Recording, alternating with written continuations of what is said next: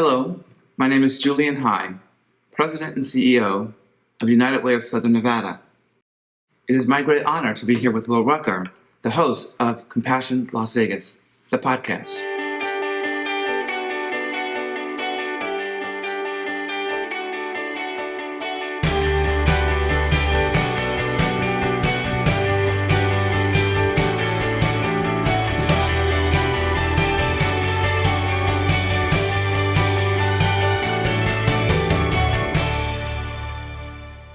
Thank you so much, Julian, for being on the podcast and for hosting us at this amazing facility. Oh, well, thank you so much for having me. I've been looking forward to this since I began my role here at the United Way of Southern Nevada. So it's really an opportunity that I've been waiting for.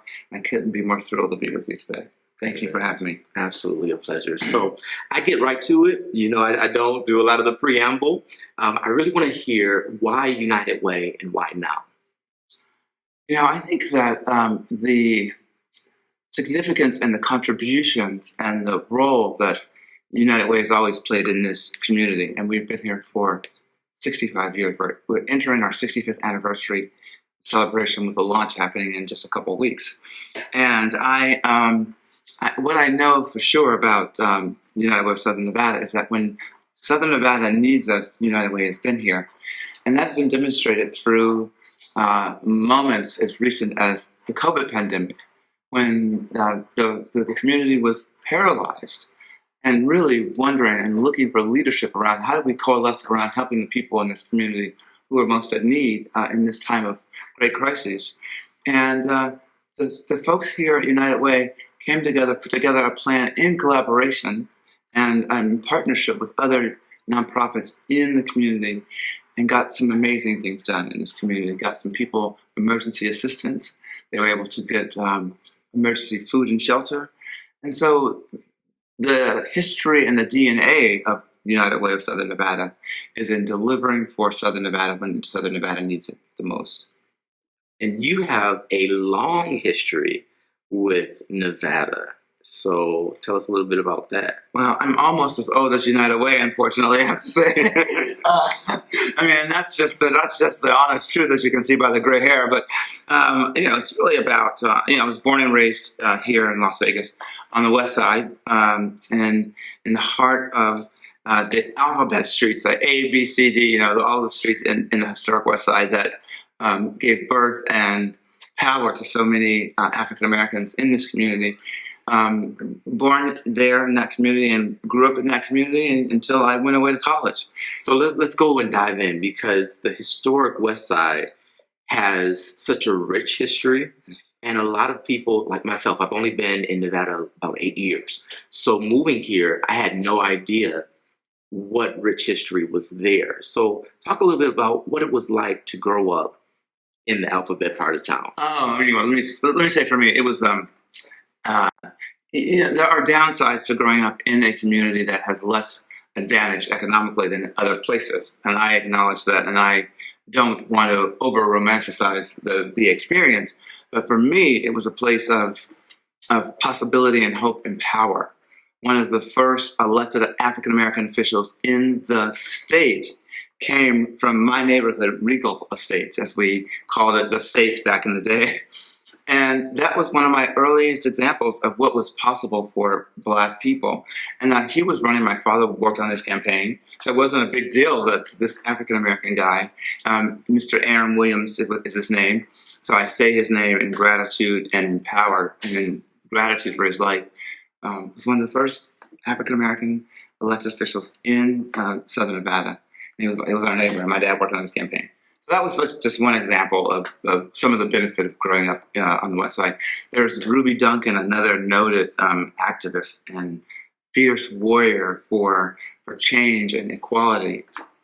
Grew up on the West Side, and she was involved with EOB, which, by the way, was something created in partnership and with the support of United Way of Southern Nevada, and that EOB still exists today. So my experience in Southern Nevada as an African-American male, growing up on the West Side, was very powerful and very affirming for me. And I took my experiences in that neighborhood with me everywhere I went because we were bused to school back then in the 19, I mean, I'm not going to tell my age here, but, I started going to school in 1970, in the early 70s, and I took 30 minutes to school each way every day, back and forth. And in that 30 minutes, I was in the school with all of the other black kids, and because there were no brown kids who lived on the west side back then, there were black kids. We took the bus together every day, and that built a certain amount of camaraderie and a certain amount of belonging, even though you were being bused out of your neighborhood 30 minutes each way. So it's an hour. So you learn to commute early, right? And you get used to that. But that was a tremendously beneficial time for me, because I even know whatever I encountered in my greater community, in my school communities, got healed on that bus going home and got dealt with on that bus going home. So by the time I got off that bus on Swartz Street, which is where the actual name of the street I grew up on, all was well. And I could go home and play with my friends. And there was no trauma for me around that experience of being bused. I only got the upside of that. And the upside was I got an equal education through the Clark County School District. And I was able to make lifelong friendships and alliances that served me well even into today. Wow. So I didn't know that piece about your father working on the campaigns, because that's actually where I wanted to go next, was after Nevada, and I'm probably skipping a few details, but you ended up on a campaign that was revolutionary. And it was my greatest, how do I say this? It was my greatest privilege and my greatest honor to do that. And I started my career in politics working for a casino company as the head of government relations, right? Okay. So I wasn't doing grassroots, right? I mean, that wasn't knocking on doors. And I was, doing this government relations job for this casino company. And so, but that first job launched my career, which has now been a 30-plus year career, working in and around public policy and politics and in political environments, and or philanthropic environments. And in 2007, when Mr. Obama was running for president, I knew once he had defeated Hillary Clinton in the primaries that he was going to be the next president of the United States. I just knew it. I mean, and so I got about the work of trying to get a job on the campaign. And I said, I don't care what the job is. I'm going to get a job on that campaign. And I was able, through friends who were not Democrats, actually, through some of my Republican friends who have been supporters while I was in my corporate phase of my career, got me the job, helped me get the job on the Obama campaign as a field organizer, which is the lowest paid job that you can have in a political campaign. But in that campaign, it was central to victory because Mr. Obama had already strategized that he was going to win this war on the ground with the number of knocks on doors. And I wanted to have that experience because I thought it's a revolutionary way for people to think about winning an election. And I've never done that before, so this will be a teaching moment. Almost killed me. I mean, the days were long and the work was brutal, and you got to walk in the summer and you're knocking on doors and you're sweating and you're getting sick because it's too hot outside. And I would do it all over again. I mean, it was the most amazing experience I have maybe ever had in terms of personal self-mirroring and reflection and sense of empowerment in winning when Mr. Obama won that campaign. Because I know in that victory, there was a victory for all people of any other category in this country, supported by the majority of the people in America. So that was a powerful moment, and it reconnected me to that sense of power that, oddly enough, I had when I was a kid, growing up in North Las Vegas, on the alphabet streets, as we say. Yeah. Right? Wow. So it's just an incredible experience for me, and I'm forever grateful that I was able to do it.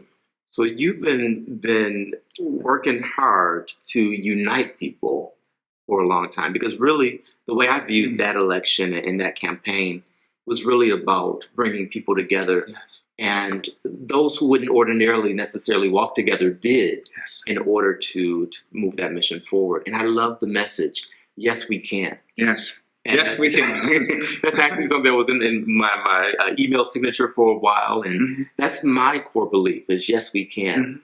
And it doesn't matter what the can is. Like we can if we simply try. Yes. And I use the cliche, where there's a will, there's a way. Oh, my grandmother loved that one. But I really mean that, and not just because my name is Will, but I think that we have proven time and time again that if we put our minds to it, we can do it. There's nothing can't do. Nothing that is out of our reach.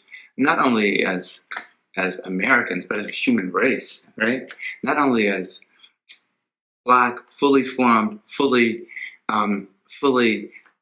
powerful in my gayness, can I? But in my tenderness with my husband, can I? And all these other areas of our lives, we can do whatever we need to do or want to do. Isn't that the beautiful thing about where we find ourselves at this time and place in the universe, right? It is. And the fact that what you just said can be broadcast and people will be receptive is such a proof point that change is possible. Because 30 years ago, we couldn't have done that. 20 years ago, we couldn't have done that. And about 10 years ago, you couldn't have said husband because it wasn't legal yet. Right. So, that's just, to me, an encouragement and a point of hope that even more can be done. Yes. So that brings me back to why United Way is so important, because you all received a wonderful endowment and you're putting it to work, but you're not doing it from a programmatic perspective. You're doing it through collaboration. Talk a little bit about the importance of working together. Well, I think you're alluding to, in fact, I know you must be alluding to the incredible gift that we received from Mackenzie Scott. That's right. And which let me just say that Mackenzie Scott, in her generosity, has been extraordinary around the world. In fact, I would argue, and certainly in this country, and certainly in this community where so many people have received money. So our $10 million gift that we received from her, she picked us because she believed that United Way would be effective in its execution of using the funds. I mean, and nobody has heard her say that directly, but if you look at the examples of her giving around the country, she gave to 26 United Ways around the country in that initial grant-making first round, and we are completely grateful. And we have not created an endowment with those funds.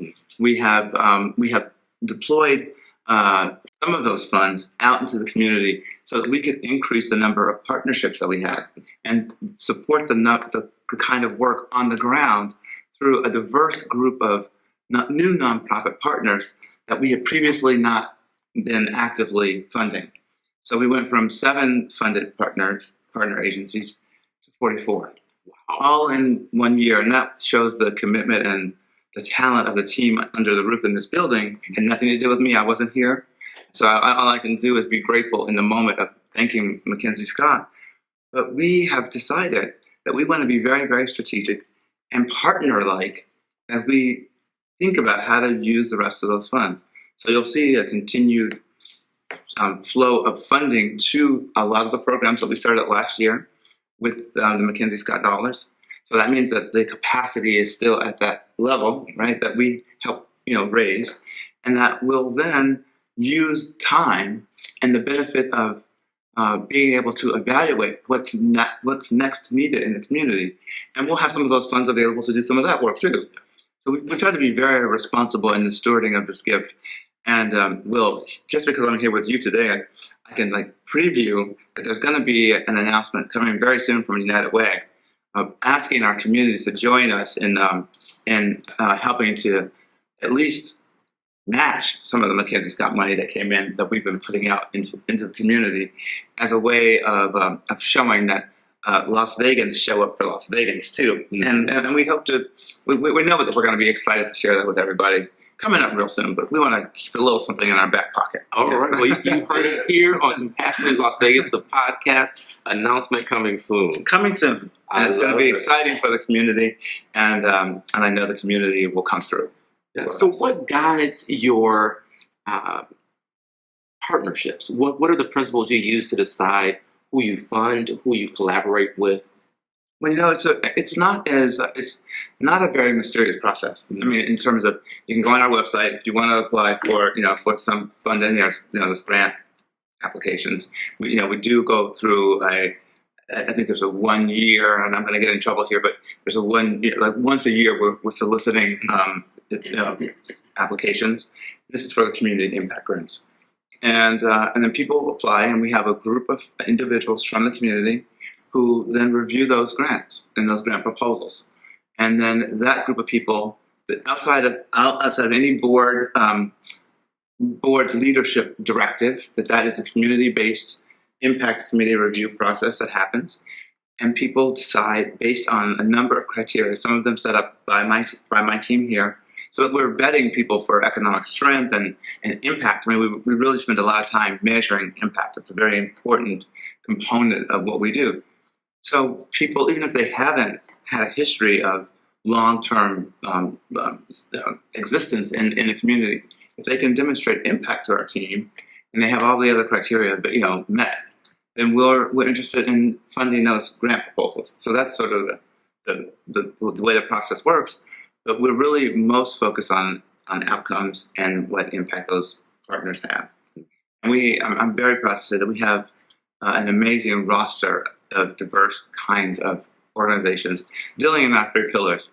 Whether it's education, which we're very focused on. We work very hard in that area with a number of community partners, and people don't know this, small businesses, to get early childhood education into the hands of people who need it the most, because it's been shown, if you get to kids early, you get them reading and proficient in reading early, then they have a greater success later in life. So that's one of our key pillars that we are very, very proud of. And then the other things are workforce development and then just emergency assistance. And we always have had a role to play in being a sort of last stop gap for the community, and we take that role very seriously.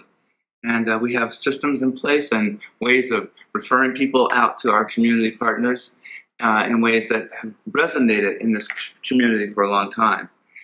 And let me just say this, we don't do this alone. We don't provide any direct services to anybody. I mean, our services is that we are a collaborator, a convener, and a partner in helping raise up the entire landscape of the nonprofit community. And that's an honor and a privilege for us. And we can't do it without our partners. I've always said an ounce of prevention is worth a pound of cure. Yes. And I stole that from people much, much smarter than me, right? But with that in mind, one thing that I've seen through the pandemic, and this has been an area of opportunity, but also an area of disappointment, is we have relied on stopping the bleeding instead of stopping the things that's causing the bleeding.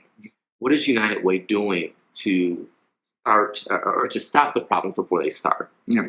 Well, let me just say that I could not agree with you more that we have to get out of our reactive mode as a community.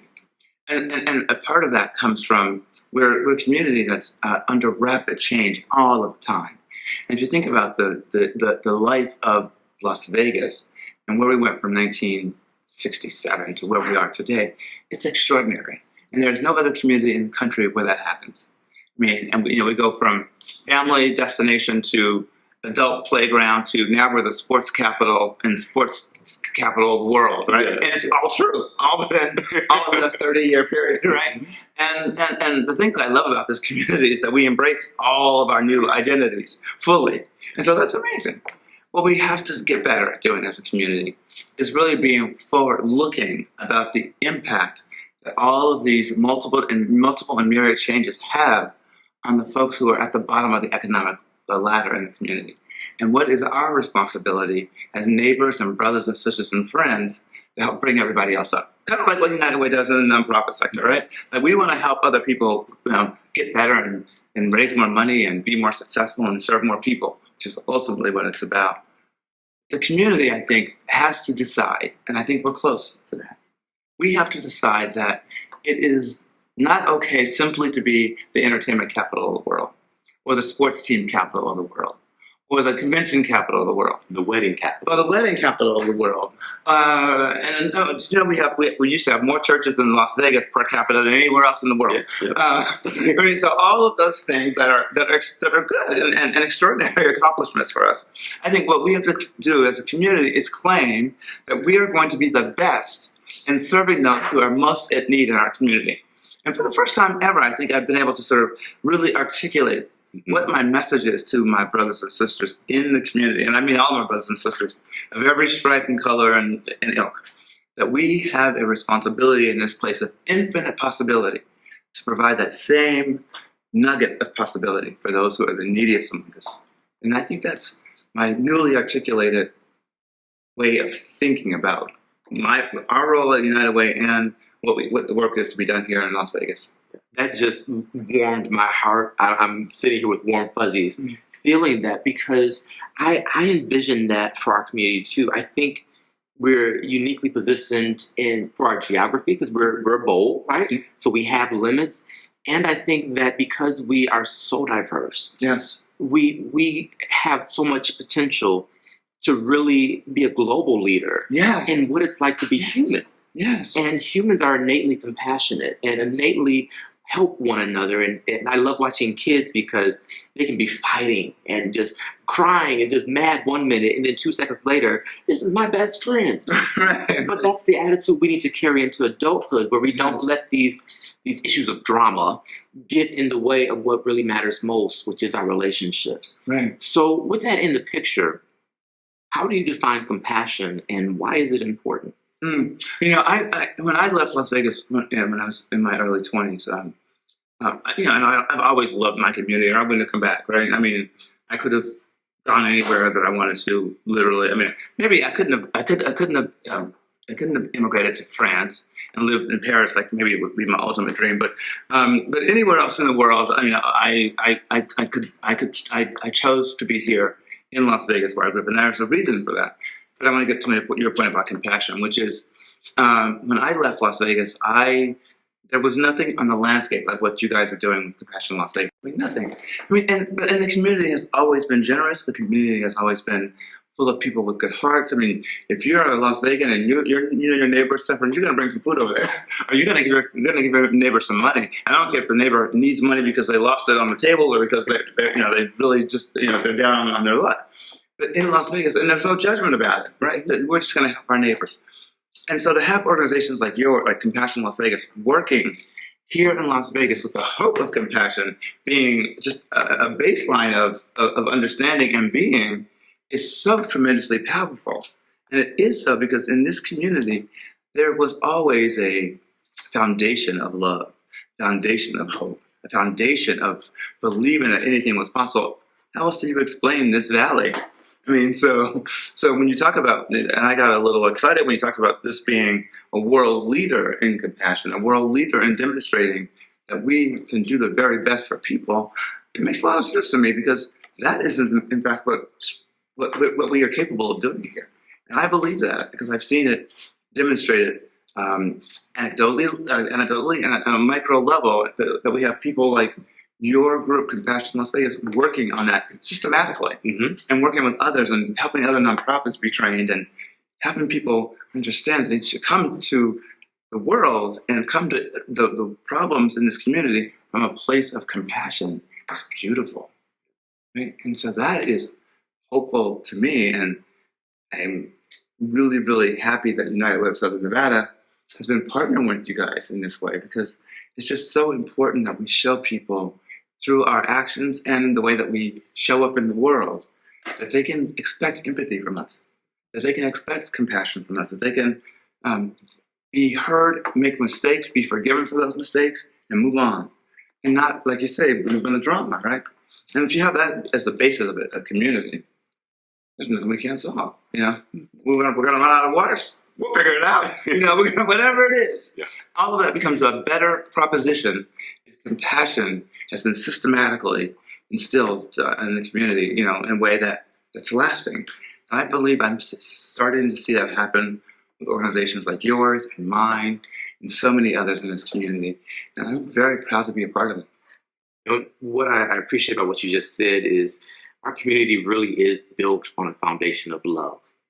And I always tell my couples, so when I'm not hosting the podcast, I'm on the strip marrying couples from all over the world. Wow. And I didn't know that. Wow. Yeah, it's one of my favorite things. Maybe you'll do my Your vow renewal. Yes, right. yes. I wasn't gonna say no vow renewal. There's no divorce. Keep that really clear, right? That's not the breaking No news. vow renewal. But I always tell them, love is infinite. The more you give, the more you have. And I really think that's one of the secrets to the success of Las Vegas Mhm. and why we've been able to grow in the way that we have. It's because we've always given. We've given people second chances. We've allowed people to reinvent themselves Multiple times. to reinvigorate themselves. That's why they come here for recreation, recreation. Mhm. It's just such an energetic mecca for love. Mhm. And I think that's not by accident. So I really appreciate you highlighting that. On that other side of empathy and love, there can be overwhelm and stress and Mhm. a sense of burden. You, I'm sure, get requests that you simply cannot fulfill, that are outside of the scope of what you as an organization actually do. And I'm sure there are probably times you're like, you know what, I'm just going to take care of this myself. Mhm. And, don't tell anybody, here's, lunch, whatever it may be. Mhm. But how do you manage being in a helping profession where there's so much need, when immense wealth is juxtaposed with immense poverty? Right here, you go 1 mile away from the Wynn or something, or another resort, and you have people on the street. You don't have to go a mile. You can go on some of the bridges sometimes and see people that have no roof over their head. How do you navigate that space?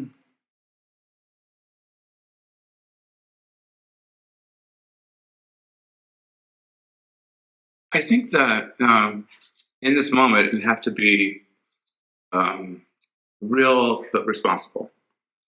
There are the complicating factors around poverty, no matter what it is, or not having a good education, or not having health care, or not having a job, or having those things and still not being able to eke out an existence, is a complicated problem that is not easily solved, and is certainly not easily addressed in even an hour talking together, right? So I want to be real about that, but I also want to be real in my sincere outrage that people have to suffer, and I think that, and that particularly for me, I mean, the thing that always really gets me is when our children aren't educated, because education is really, and people say this all the time, but it's not a cliche, education is really central to any kind of hope of a even mildly successful life. Yes. And so I'm most outraged by our inability to sort of, and I'm not saying this happens across the board, but we are clearly not making lots of progress in the area of education in this community, as I see it. And that may be controversial. That may be a controversial thing for me to say as the new head of United Way. Not meant to offend anybody, but that is just the reality.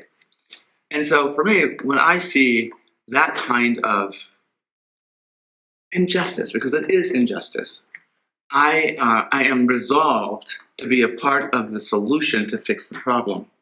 And that is why I'm in this role, and that is why I will ask other leaders in this community, both in the nonprofit sector, in the business community, and others, anybody who will listen and who will be willing to help. So let's tackle that issue first. And if that issue becomes central to reinvigoration and the Renaissance era in the Southern Nevada community. Now, I haven't socialized this with anybody on our board or anything, but that's just a moral sort of response from me as a human being who has been the beneficiary of teachers and coaches and parents who invested in me because they believed that an education was critical to my survival. And in fact, it was and is, right? And so when I see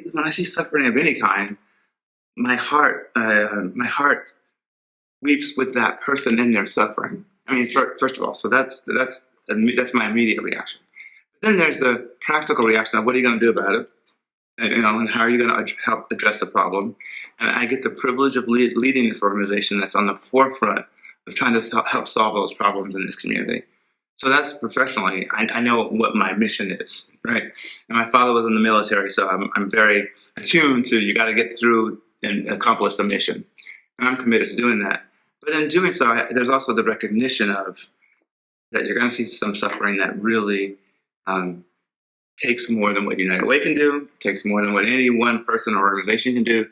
And that at the end of the day, Will, I think that's why I'm so enamored with Compassion Las Vegas, is because you all say that no matter what, we're going to come at this with compassion.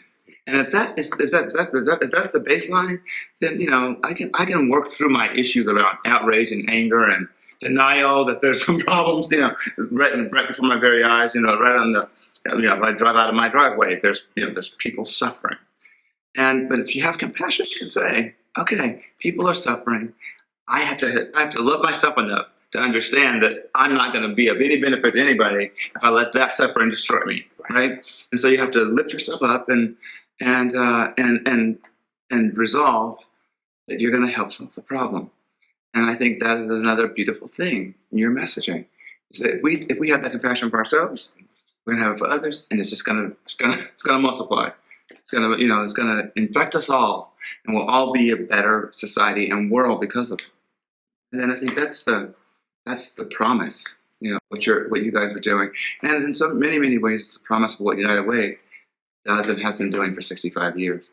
But to have you and Compassion Las Vegas at the table with compassion as a central tenet, I should say, helps us all, which is why I love that we get to work together.